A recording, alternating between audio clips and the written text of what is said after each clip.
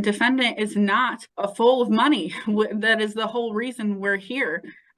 We need spousal support. The spousal support that was awarded previously was inequitable and unfair to defendant, and she is essentially barely getting by having to dip into whatever property award that she was given. It's clear that plaintiff is utilizing his superior financial condition and more extensive resources. I think the record is clear, at least from our perspective.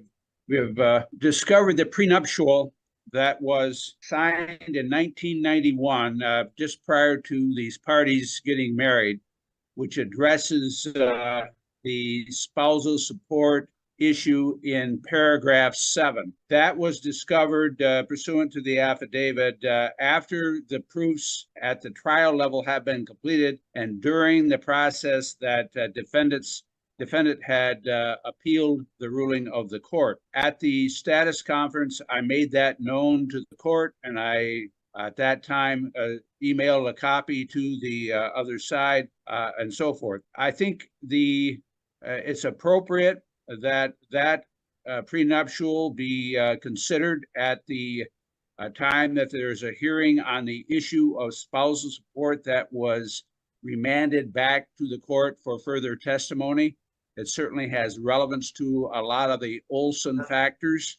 So I wanted to be transparent up front. So that's why I brought the motion to reopen in relation to that particular matter. And that's our position on both of these. There's nothing that is nefarious. It was an interesting argument on the other side that apparently I did something that was unethical of holding back a prenuptial. If I had had the prenuptial, it would have been there at the time of the trial. It was very relevant at that time. It was just not found. And after an effort to go through many cupboards and shelves of records, it was discovered. And I don't think there's any question that it's authentic. And at least I haven't heard that argument up to this point. So I think it's relevant. The court can give it whatever weight it wants, but it's certainly relevant to the spousal support issue. Thank you. Thank you. Ms. Capture? Thank you, Your Honor. First, I would like to state that I think there's a misrepresentation by plaintiff here. The spousal support issue is not before the court. In fact, the Court of Appeals was very specific. The only thing the court is supposed to be doing is balancing the parties' incomes and needs. Those incomes and needs have already been presented to the court during the course of the trial in this case. And therefore, the spousal support itself is not at issue. The factors have already gone through.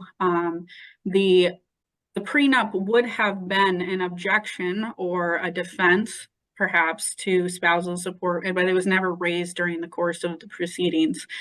It was apparently located back in August of 2023, which would have given plaintiff plenty of time to file a motion in this court to state proceedings of the, to at least present the spousal support claim that it was barred. Again, we haven't addressed the authenticity or enforceability of the prenup because it's not an issue in this case. The parties have gone through an entire trial, have gone through an entire appeal, and the Court of Appeals has stated that they only vacated the alimony and gross award, not that they vacated any spousal support ruling. Again, the motion in limine that we have presented is based on a standard that evidence should be presented about issues that are relevant, material, and admissible. To quote People v. Mills, which is referenced in our brief, if the evidence is offered to help prove a position which is not a matter in issue, the evidence is immaterial. And again, Your Honor, the spousal support is not at issue. The prenup, therefore, cannot be material to helping balance the parties' incomes and needs. Both parties must sign a prenuptial agreement for it to be valid. Every couple who signs a prenuptial agreement before marriage already knows what it states.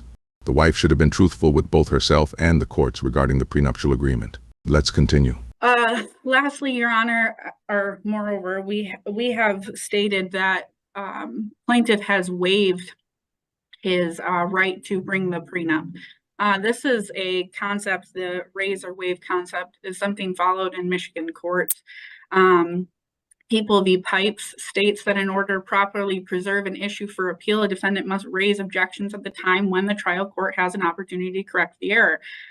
Again, we have gone through an entire trial in this matter. Plaintiff had numerous occasions to bring up the issue of a prenup and never did. He states that in his response to our brief that defendant had an opportunity to bring the prenup, but defendant was never requested during the course of discovery to present a prenup. And if we did have a prenup, we would have presented it. We didn't have any location. Apparently it was difficult to locate, which is why it took them until August, allegedly, to locate the prenup. However, once located, it did not come across our desks. It didn't get presented to the trial court when it should have. Again, Your Honor, the issue in this case is very limited. The parties' incomes and needs have already been presented to the court. There's been ample evidence presented, and this is simply a new issue that plaintiff has created costs and additional hardship on defendant. It's clear that plaintiff is utilizing his superior financial condition and more extensive resources to out-litigate defendant, and that should be sanctioned, Your Honor. This is a clearly frivolous motion. It's standing has simply no court rule, no case law, nothing in support of it. It disregards court rules that are directly on point, which state that new evidence that would require a new trial, because this simply would require a new trial, is barred after 21 days. And yet, plaintiff has now filed a motion to reopen proofs. Again, Your Honor, the allegations that this potentially could be an enforceable or authentic prenup can't even be addressed here. We would need to open an entirely new trial because our approach would be completely different had we been presented with a prenup when it was appropriately supposed to be presented. The costs that would go into having an entire evidentiary hearing on the authenticity and enforceability of the prenup would also be extensive. And again, defendant is not full of money. That is the whole reason we're here. We need spousal support. The spousal support that was awarded previously was inequitable and unfair to defendant, and she is essentially barely getting by having to dip into whatever property award that she was given. This is why it's important to be able to support yourself individually. It's unnerving to think that she signed such a document and withheld that information because he couldn't find it. Just imagine if it was never found. He would still be financially supporting her for years. So, Your Honor, we're asking for costs and fees in this matter as well, and sanctions for having to present these arguments today. Thank you. Thank you. Well, in this case, the court has read all the pleadings, and the court does note that, again, there was no ill will or nefarious basis by plaintiff for presenting this motion at this time. Clearly,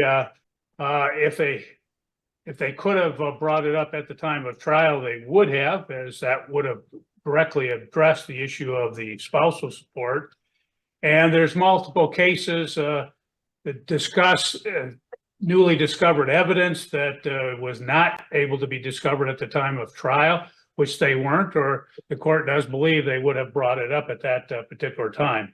A prenuptial agreement would be applicable to the factors under Sparks v. Sparks at 440 Mich 141 in 1992 case, which the court must consider as whether to grant or deny spousal support.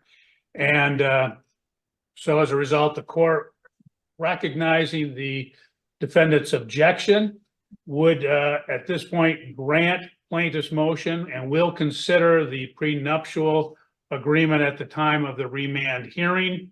And as a result, the defendant's motion in limine will be denied at this particular time.